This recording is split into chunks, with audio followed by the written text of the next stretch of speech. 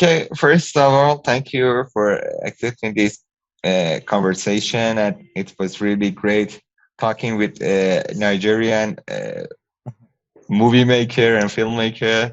And so let's first having introduction with you, and then we dive into the questions, which I already Oh, why?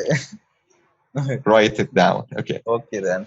All right. So I'm Nelson Bright. I'm a filmmaker based in Port Harcourt, and I shot to Lagos, which is the main city for films in Nollywood. And that's it. I've been on the journey so far, like 15 years. So that's what I do. Also, I'm a consultant, a multinational consultant. When I'm not making films, I'm working in creating documentary films for corporate bodies, the commercials for brands. Mhm. That's cool. Do you have any academic background? Yeah, I'm a dropout. That's my academic background. Actually, I started out with computer science. Then Uh, I went to NIT, which is an Indian institute, you know, and mhm, AppTech, did a proficiency for information systems management. At the time I was in uh-huh, a university, so the level of what I was getting from the institute was, real time stuff that you could take out and walk to the street and sell, like real softwares. mhm, What they were teaching mhm, in the universities at the time was like COBOL and Pascal. These are old programming languages that were used to send the man to the moon. So mhm. I realized that I was never going to use any of that stuff. So I kind of just I stopped going. I stopped turning out. Uh-huh. So Ah, later that's why you didn't. I would later go back to study fine arts and design.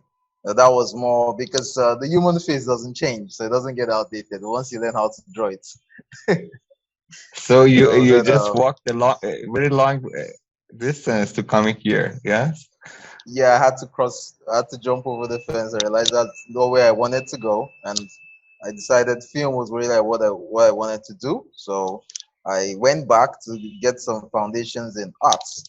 So while I was doing that, I realized as much as I wanted to be a sculptor, it would be nice if these characters moved, and if they could Mhm, dance, and if they could be alive, and if they could tell stories. Because if you do an amazing sculptural piece, I don't really, depending on how good it is, and you do it for a very mhm, wealthy person, in the lifetime of the piece, it could have maybe 500,000 or 100,000 audiences. Whenever mhm, the rich man throws a big party, people will come to the manor or the mansion and go to the area where he has the sculptural piece and enjoy it. But as a filmmaker, you make one film, and you definitely in the lifetime could have over maybe 500 million viewership over the lifetime of the material till it doesn't mhm, exist in the world again. So as an artist, it was a medium that could reach more people, and I could mhm, affect people with my art and my stories, opposed mhm. to That's. having a sculptural piece that was one at a particular place. It doesn't mean I didn't benefit from the education in computer science or the NIT, all that. It's information technology, and the film industry is really technology driven. Once you start branching out into visual effects, you realize how dependent the storytelling is on new technologies. Like when Mhm, Peter Jackson was working on Lord of the Rings in American cinema, and in New Zealand, they had issues with the fire monster, and they were using the Oracle database to on a Linux operating system. This will sound like mhm. I'm speaking some kind of language, but thanks for the information technology background. It was easier for me to assimilate what kind of challenges they were going on and And how to just make just technology now, do you think decisions. that now, do you think that it was better from the first step you just starting to filmmaking, or no? Just having this background helps you, and you won't regret. You don't regret. Yeah, I think film filmmakers, like, it's, you could study anything but not filmmaking. Filmmaking, it's a part, it comes, you would need those skills, but any other knowledge like gardening, horticulture, or fighting, martial arts, any other knowledge only helps you tell better stories, because filmmaking is a storytelling medium, and every other knowledge, it only makes that medium shine. So the more you know about other things, so yes, it's really helped me. The other knowledges I had, or education or Mhm. skills that I've gathered, it helped, become, make me tell better stories. They always complement Y- filmmaking.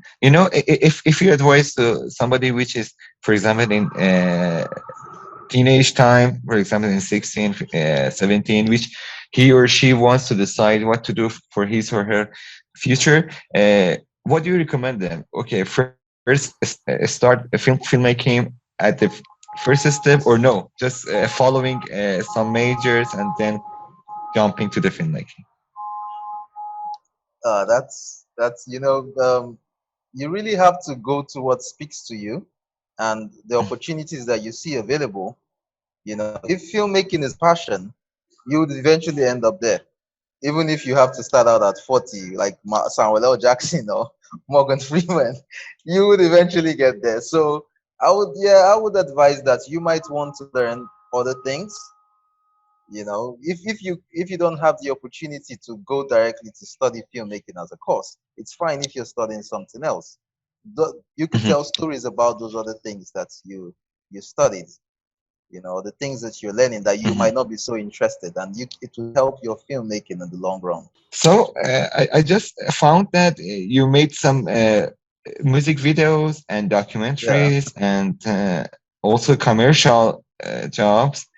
And just let me just talk separately about these kind of stuffs. First, about filmmaking, your short film bodies, I think. Yeah. Bodies to am I correct? Bodies to the Yes. broker. Yes, the broker. But it's Uh, not yet published. What is out there is Bodies One, Double Dates. Bodies. so is it a short film? Yeah. And this is your first one, yeah? Yes. It's like the second is like my second. First one were kind of from film school. I did a New York Film Uh-huh. Academy course. So Uh-huh. then you have to live with a film. I mean, they force you to make a film, either independently or Mhm. collaboratively. So that's my first film, and Your first film. that I directed, but it's like my fifth that I've collaborated with other filmmakers that were opportune to make their own feature films, helping them technically, or with cinematography, or with production design, or with costumes and Mhm. lights. Generally, just collaborating with helping other filmmakers put their work out in the Nigerian cinema and other cinemas across the world. So that's so for portfolio. It's I've done like six films thereabout that have been in cinema. But Mhm. for my own productions, it's just this bodies shots that is the official one. Mhm. And it haven't been published yet, yeah? No? Yeah, it has. It's been published. It's It been has. published, and it's aired to over like a million to 1.2 million people. It was on a network television for a while, so it Uh-huh. aired One to to a one lot of point million viewers on YouTube. about 1.2 million viewers. No, on television, local television, the satellite Local networks. television, Yeah, yeah. Wazobia And that TV, the and Steelbook Bed distribution. mhm, mhm. And could you tell me about your experience of making that movie, filmmaking as a directing? Okay, You know, first. from first step and developing the idea, the screenplay, and preparing everything before the film, and also production and post production. Oh, okay. Let me see Just if in I can quick view, follow. we want to have a Okay, quick so view about this film. uh, when I was done with film school, one of the people that supported me through the film, Linus Idausa, is also married to popular actress in Nigeria, Stephanie Linus Idausa. former Stepley Okereke. So I wanted to make a film about a painter that was so talented because of my art background to that he would paint the girls and eventually kill them. So it was a beautiful story as written at the time, but he looked at it, him being an advertiser that practiced in Nigeria, he was like, why, it's a beautiful film, but how would the audience connect with it? And if I was going Hmm. to help you with the film, how would I promote it? Like, what would I can't take it to an embassy.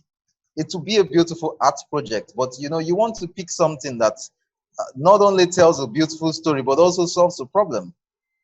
So that was Hmm. what was instrumental in me picking human trafficking story, because of the African population is about, we have over 200 million people in Nigeria.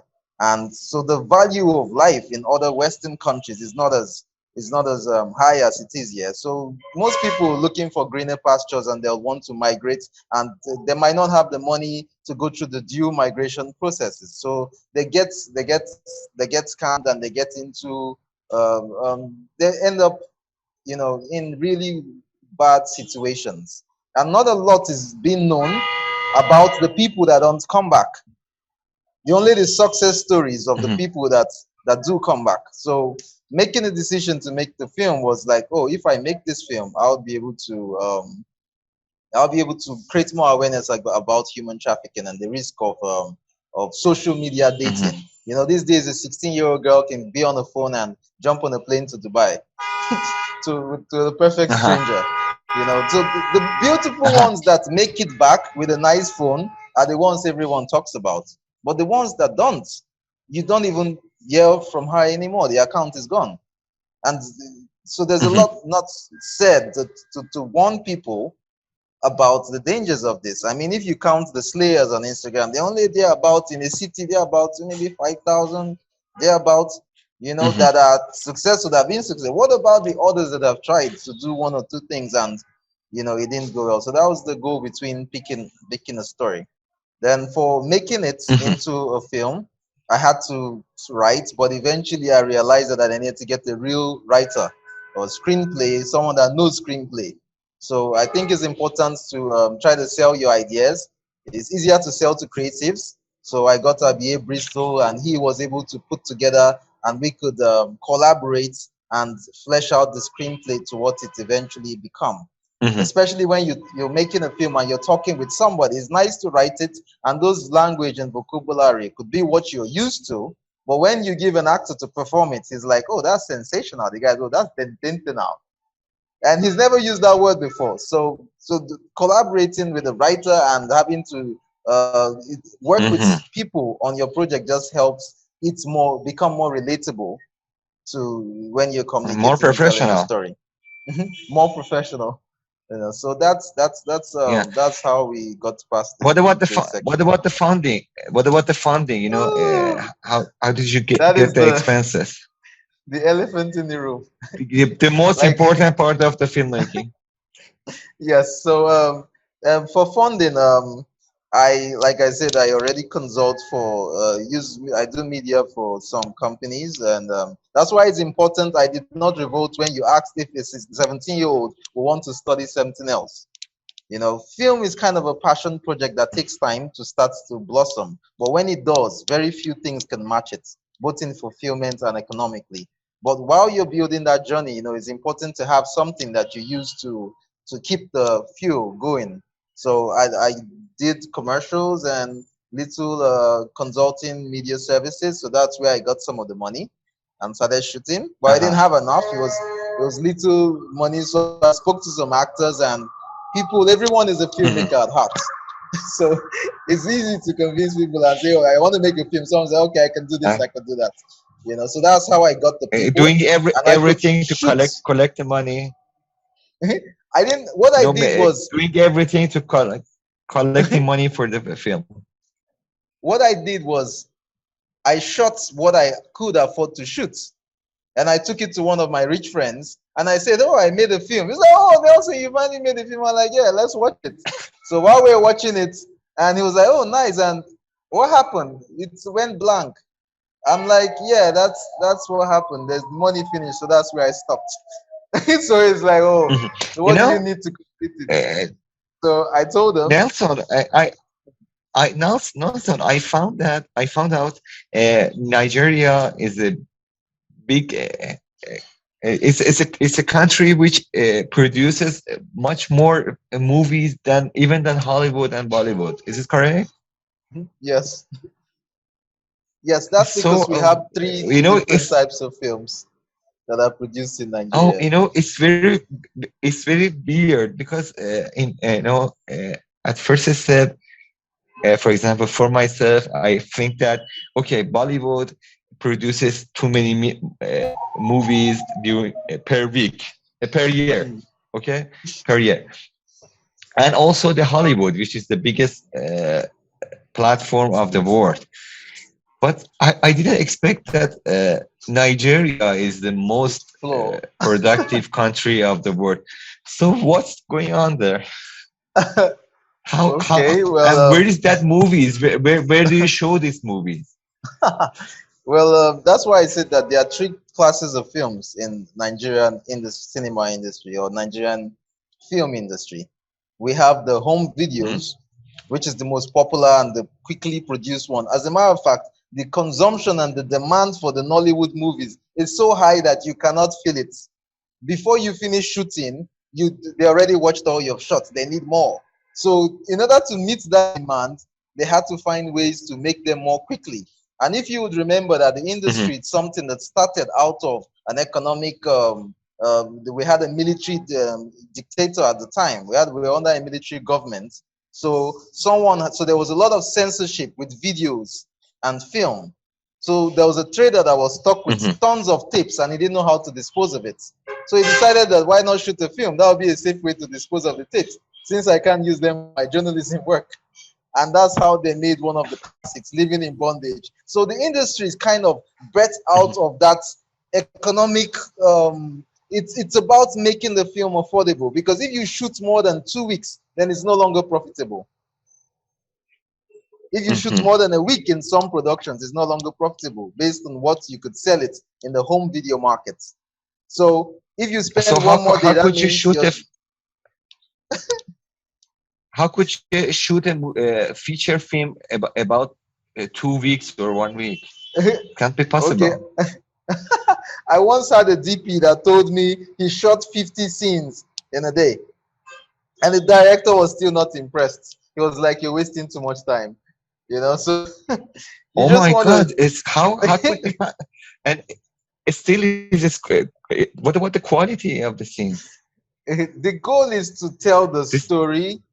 You have to cut down on quality and in order to match up with the speed. So as long as the audience gets what's happening, she's in a house or she's angry, and they tell the story. They're not waiting for a big budget and not having the opportunity to tell the story because you're waiting for some kind of money. They rather work their way up, Mhm, making lots of these films, and when you make more money, you can now make the films you want to make, but make what they mhm. can see now. So the This is, second I think, industry. this is unique. This is completely unique.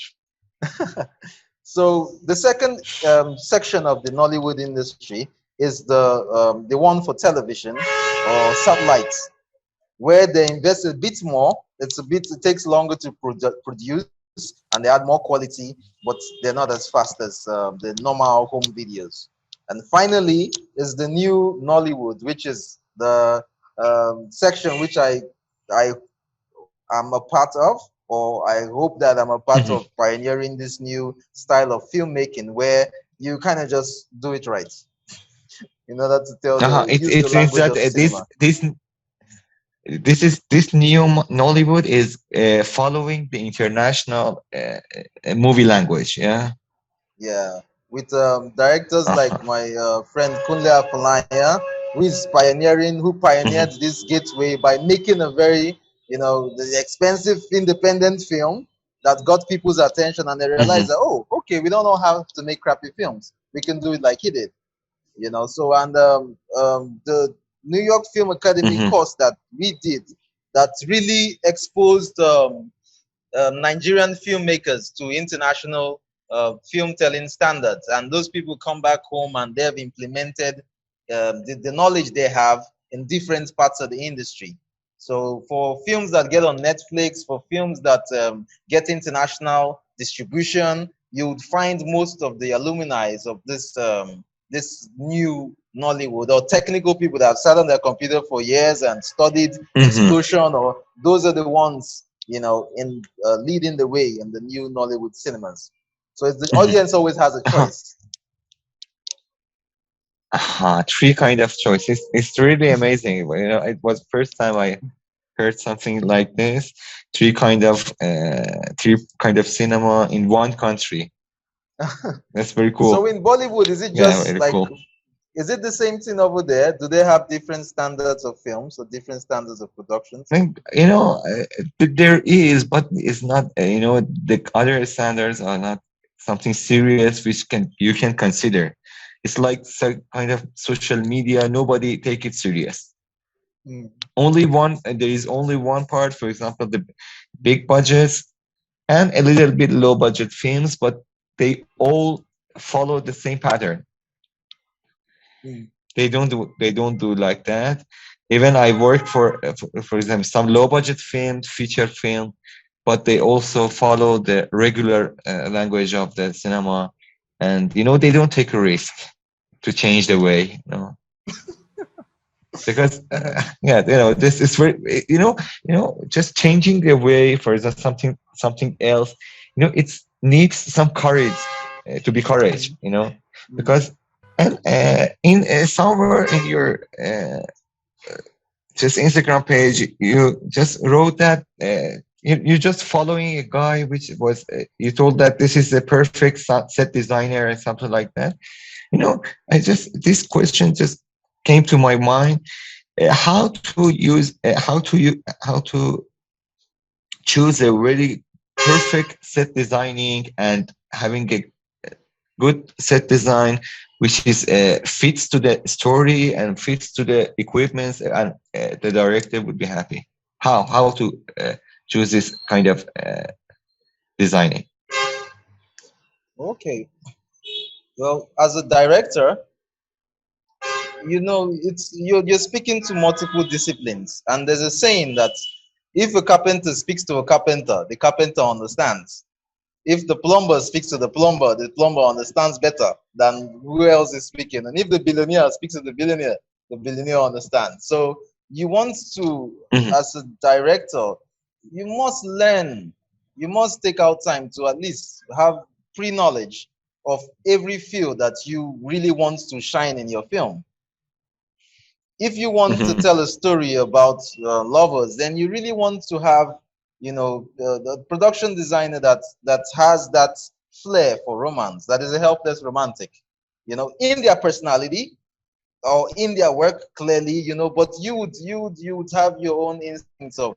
So you want to pick somebody, and you most importantly have to have done some back work on what is necessary so that you can speak to the carpenter like a carpenter, and you can speak to the Mhm. set designer as a set designer. Once you do that, it's easier to communicate your ideas to the person. So even if the person is not as good and you know what you want and you're speaking their language, instead of saying I want it to be blue, you're saying I want it to be cyan. So they know the Mhm. exact color you're talking about. So when you Mhm. use terminologies in their field, it's very respectable and it makes them you know, go all out, and you can communicate better and know what's going on. It's not like, oh, I'm gonna get a production designer and she would handle the love scene. You want to know what Uh-huh. shapes and references represent feminism or represents loneliness. Mhm. So you don't have the right colors because she might be doing something, and you as a director, you're toning that all down because you don't know that brown is not the color of love. Mhm. It's like your shirt, it's more romantic, I know. and black kind of absorbs it. You want to be picking the right colors, and in order to do that you have to do a little bit knowledge, a little bit of study. For me, I went out to study production design and set design, costumes and makeup. Even though I don't like, oh, Mhm. let me touch your face up a little, even though I don't do it, but I kind of I took out time to study it as a course, and so I know like I can direct them better. So having little knowledge about the skill enables you pick who's best in that field because you kind of Mm-hmm. know a little about it. Ah, that's fine. That's fine. It means that, first of all, the director should know himself about what he or she wants, and have a knowledge of different categories part of this film. For example, set designing, sound recording, a camera, and so he or she can communicate with the set designer, with the cameraman, with the sound recorders, with the musician, with the actor. So that would be result in perfect scene which they all looking for. And documentary, you made some documentary, and one of them you wrote that it took 1 year to making this documentary. How come? Yes. Well, like I said, I'm a multinational consultant. So most of the things we document, like the last one we were on, or that one, was about an underwater subsea operation. It's about a device that is capable of stopping an oil well from blowing out if it ever happens in the Gulf of Guinea. So the company is the only one that has the technology to stop the pressure of an oil well that could destroy a pipe this thick. You blow it. I mean, it's under the ocean, 50 meters under the ocean. Your head would Mhm, explode. Then you're going deeper. So we have to use ROVs, remote control vehicles, to control and operate the machinery and the cameras or that do the mhm, work on the water. So the preparation for this type of exercise and getting the risk mhm, assessments, the GSAs, and the government permits to be dropping stuff on the bottom of the Atlantic Ocean, and getting drone permits to fly in other countries. And when you go as a filmmaker, you want to really make sure that you have your checks done. So you don't want to end up with some ridiculous fine that is bigger than your budget, or end up in prison for. I mean, so you want to. So those checks and preparations and pre-productions, the more time you spend on Ara. pre-production, the actual principal photography took about a month, but the preparation for it and post-production, that's where all the work Mhm. is. I would have loved to share it, Aha. but it's That. still under confidentiality agreements. So maybe in a couple years, like a Aha. year's time, it will be out in public. So when that agreement done, the confidentiality. So it would be honor to be first one sharing with having that movie. Sure. Sure, I would. It's supposed to air this later this month in an environmental conference in France, in Paris. So Mm-hmm. hopefully after that I can take snippets that have gone public and I'll share that with you. Thank you. It would be honor. And uh, are you planning for making feature film? Yes, we've been in. When I made the body shot, I thought it was only girls that were at risk on social media of going to meet a stranger and not coming back and getting their organs harvested. But I realized people started sending me stories. Guys sent me stories of their near-death attempt, the ones that survived. I mean, if it was successful, you won't be alive to tell the story. So when men started sending me their own stories, how they got drugged by a friend, and how they managed to escape, or a car diverted towards a direction which they did not send requests. So I realized that it's I got lost in it because it's so I got lost again with the question. Could you go again? Because when I think of it and I think of the reality of people's stories, it We just were talking about the making feature film in future. yeah. So we've been working with the Agency for Human Trafficking in Nigeria. We've been in talks with them about making the bodies into a feature film. So they can share some more case stories. It's they recently stopped 52 girls that were about being trafficked. Very beautiful girls. I mean, you would say that they weren't just trafficking people; they were trafficking specifications. Just few last questions. We talked about the feature film, and Yeah. what do you see of yourself in next 5 years? You know, Okay. Well, they said we. I was. Well, I'm trying to make the film in a way that it can pass the message, but it doesn't directly point to anybody, because when you're doing a film that is activism, you would actually it's not just entertainment, it's also information and solving a problem. So if you make Nigerian and African girls, West African girls, more aware of the risk of going to for these opportunities that turn out to be sex working or sex slaves, or that turn out to be very despicable things, if they are aware, they're not going to jump on every opportunity that comes their way. For example, if you offer a Mhm. girl $10,000 or $20,000 to come to Dubai, meanwhile the value of a kidney currently is $256,000 in the Middle East.